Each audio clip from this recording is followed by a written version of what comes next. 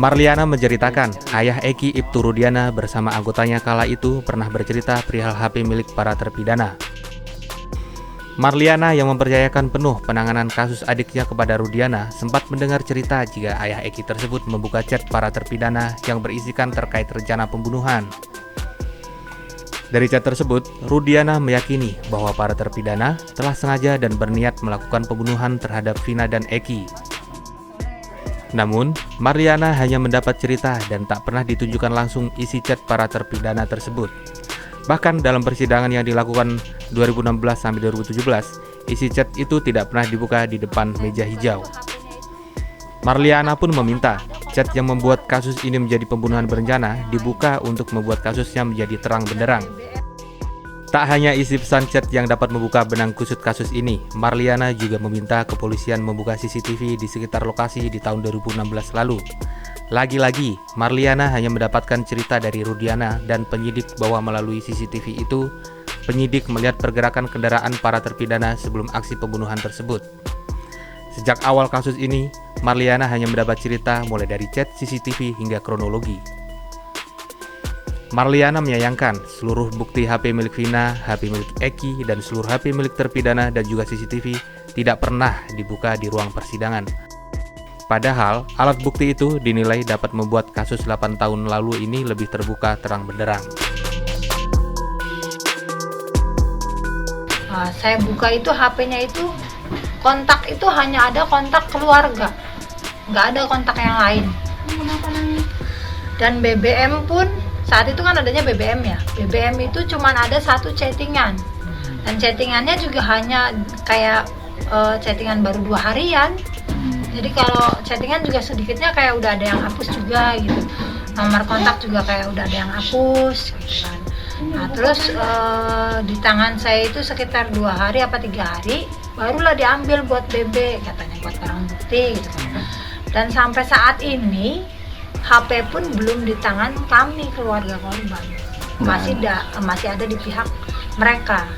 Nah saya tanyakan itu saat tanggal 1 bulan 6. Tanggal 1 bulan 6 itu kan ada pihak Polda datang memberi surat pemanggilan untuk bapak saya itu. Saya sambil nanyain ke mereka, HP adik saya itu ada enggak? Nah, mereka jawab ada, aman mbak, masih ada katanya. Cuman belum si HP itu belum ada di tangan keluarga saya. Lalu CCTV seperti apa Bu? Nah kalau CCTV memang dari awal nggak pernah ditunjukkan ya. Cuman memang disebutkan itu barang bukti CCTV, tapi tidak pernah diperlihatkan isinya apa. Barangkali Pak Rudiana pernah cerita? Nggak pernah sih, kalau Pak Rudiana mah cuma cerita terkait kronologinya aja, kayak kronologi mereka digiring sama 4 motor yang saya dengar cerita dari Pak Rudiana dan teman-temannya ya saat itu digiring sama naik motor, digiring ke suatu tempat, terus mereka dieksekusi sampai akhirnya dijatuhkan pembunuhan berencana. Itu kan katanya dari chattingan mereka gitu. Tapi Ibu tidak pernah tahu chattingan itu, Bu? Tidak pernah dikasih tahu, ditunjukkan secara langsung? Tidak pernah tahu, cuman dengar ceritanya aja dari mereka. Mereka itu siapa?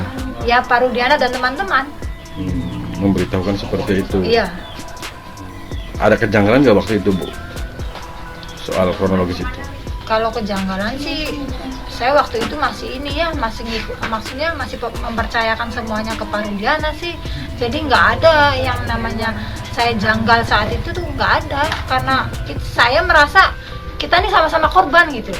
Nggak mungkin lah gimana gitu kan. Jadi nggak ada firasat buat kejanggalan itu nggak ada. Karena memang saya percayanya kita nih sama-sama korban gitu aja. Nah setelah Peggy bebas ini Bu, ada komunikasi nggak Bu dengan Pak Rudiana? Atau bertemu, atau komunikasi, atau lain-lain lah?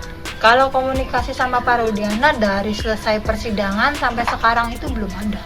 Belum pernah ada? Belum pernah. Ketemu pun tidak? Tidak. Berarti terakhir komunikasi itu hanya memberitakan pelaku sudah ditangkap? Saat di persidangan. Oh, saat di persidangan iya. Itu? Kan karena kalau saat di persidangan kan dia hadir, saya pun hadir gitu. Ekspresinya bagaimana waktu itu Bu? Ekspresi yang saya lihat ya dia marah ya. dia marah, dia kesal gitu kan, namanya dengar anaknya dianiaya gitu.